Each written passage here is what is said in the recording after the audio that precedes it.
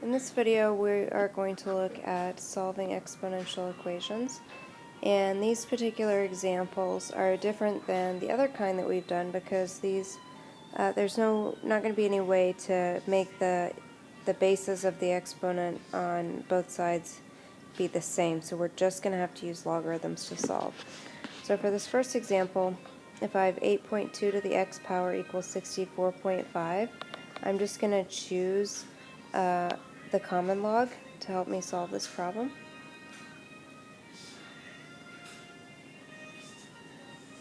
So I'm going to take the log of both sides. And when I do that, I see a property over here that I can use. I'm going to p in front of the log.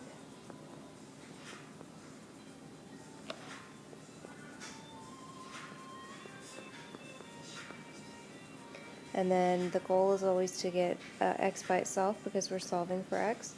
So I'm going to divide by the log of 8.2. And I've got to do that on both sides. And so finally we have x by itself, and I'm going to leave it as the log of 64.5 over the log of 8.2. This is as much as I can do without a calculator. I can't divide 64.5 by 8.2 and simplify this at all. When I solve this inequality, 2 to the x plus 1 is less than or equal to 7.31, I'm going to do it using the common log. So I'm going to take the log of both sides. That's 2 to the x plus 1 is less than or equal to the log of 7.31. And when I do this, I'm going to take a minute to use the p in front of the log property to get the x out of the exponent. That's why we're using a logarithm, to undo that exponent. So I'm going to have the quantity x plus 1 times the log of 2 is less than or equal to the log of 7.31.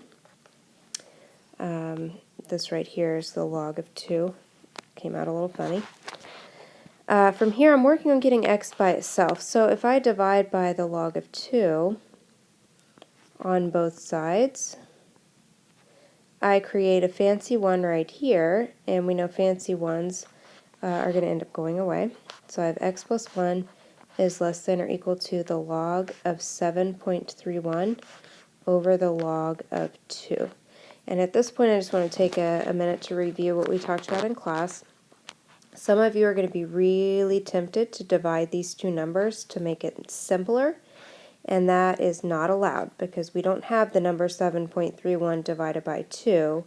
We have this log of 7.31 divided by the log of 2. So the log and the input of the log, those are glued together. They can't be broken with this division symbol. The other thing that some of you are going to want to do is mark off these two logs because you have a log on top and a log on bottom, and we have learned very well that when I have the same thing on top as I do on bottom, it creates a fancy 1.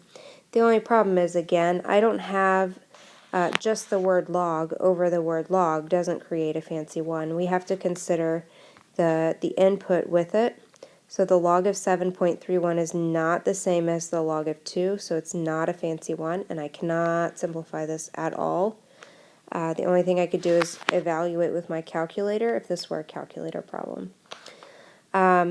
This is not a calculator problem today, so I'm just going to get x by itself by subtracting 1 from both sides. Whoa, that's a long minus symbol.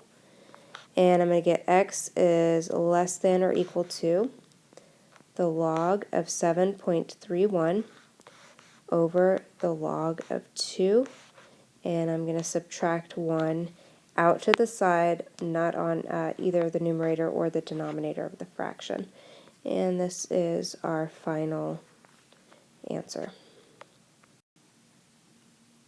This problem is slightly different than the last two because this one has an x squared in the exponent instead of a plain old x. But it works about the same way. That our last step is going to look a little bit different. So first I'm going to take the log of both sides. So I'll have the log of 30 to the x squared power equals the log of 50. And then what I'm going to do is I'm going to get the x squared out of the exponent by using our p in front of the log property. So what I'm going to have is x squared times the log of 30 equals the log of 50. At this point, I'm going to work on getting x by itself, so I'm going to divide by the log of 30 on both sides. On the left-hand side, right here, I have a fancy 1, so that part goes away, and I'm left with x squared equals log of 50 over the log of 30. Make this smaller and get some more room. And now if I want to use x squared equals to get x by itself, I'm going to need to take the square root of both sides. When I do that, I get a plain old x on the left. And remember, if we take the square root of an x squared, we always generate a plus or a minus, so don't forget that part. And then I have the square root of the log of 50 on the top over the square root of log of 30 on the bottom.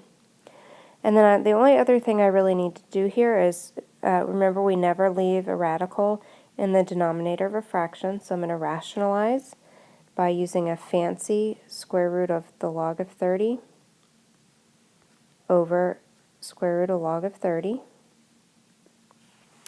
That's going to give me x equals plus or minus. On the top, I'm going to have the log of 50 times the log of 30.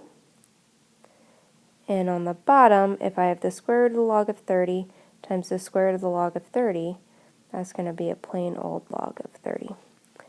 And at this point, there's a little bit more simplifying we could do with the logs, but if we get to this point, I'm very, very happy. And at this point in the class, this would earn you full credit on a quiz.